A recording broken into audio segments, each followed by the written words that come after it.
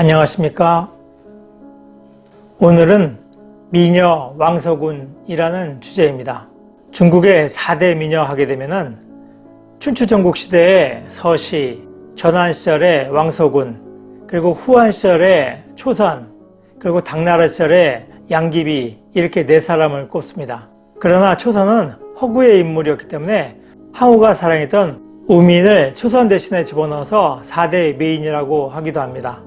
왕서군은 기원전 33년에 흉노의 후하냐 전후에게 시집갔던 한나라 원제 시절의 궁녀입니다. 원래 왕서군의 이름은 장입니다. 그래서 왕장이라고 불렀는데 황실에서 그에게 서군이라는 칭호를 주었기 때문에 왕서군이라고 불립니다. 근데 나중에 사마소의 이름의 소자가 왕서군의 소자와 한자가 같기 때문에 그것을 피하기 위해서 왕명군 혹은 명비라고 불리우기도 합니다.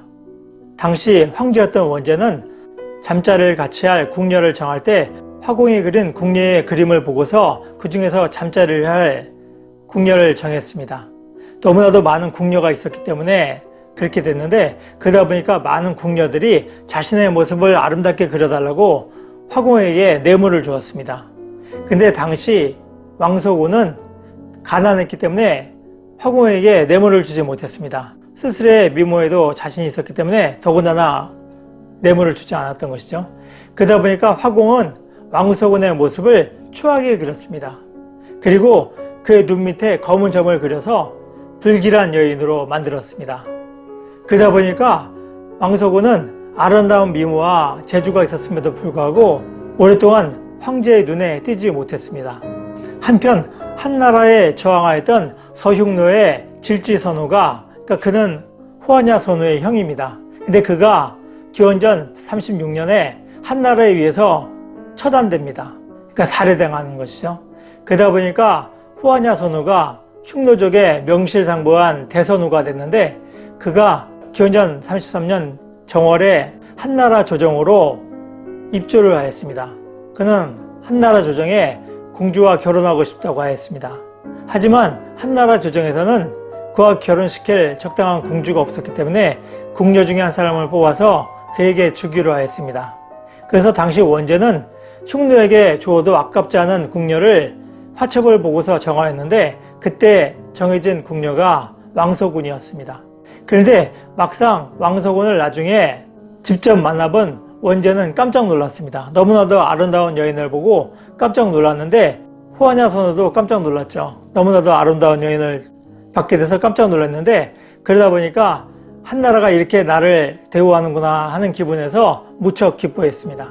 한편 후하냐 선우와 왕서군이 결혼을 해서 흉노 땅으로 돌아간 이후에 한나라 황제인 원제는 뇌물을 주지 않았다고 왕서군의 모습을 추하게 그렸던 화공 모용수를 잡아서 그를 처형하였습니다.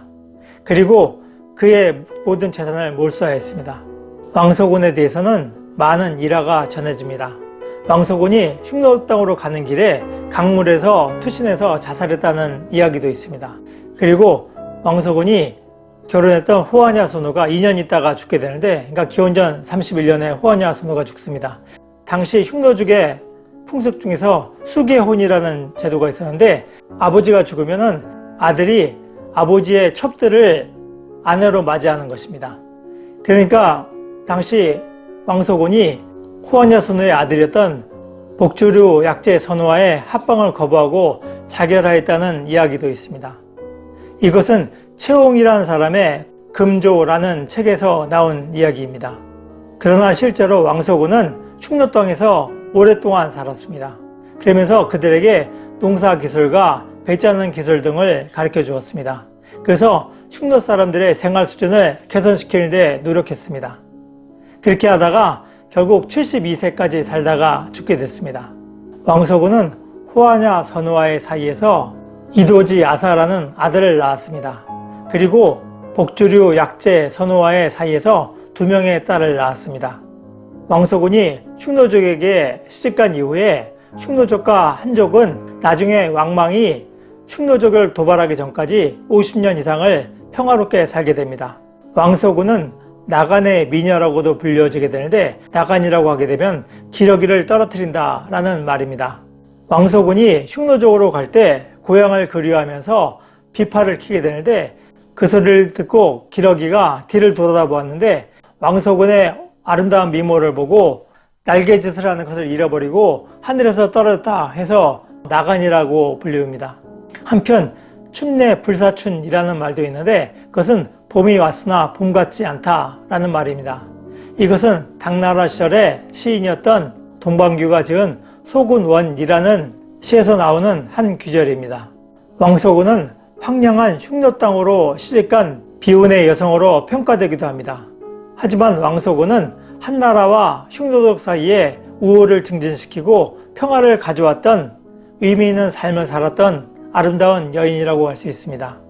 한편 뇌물의 유무에 따라서 진실을 호도했던 화공, 모용수의 비참한 최후는 지금도 진실을 왜곡하고 있는 사람들에게 경종을 울려주고 있다고 하겠습니다. 다음 시간에는 사마천과 이능, 이광리라는 주제로 말씀드리겠습니다. 노력하는 여러분의 동반자, 동반TV입니다. 감사합니다.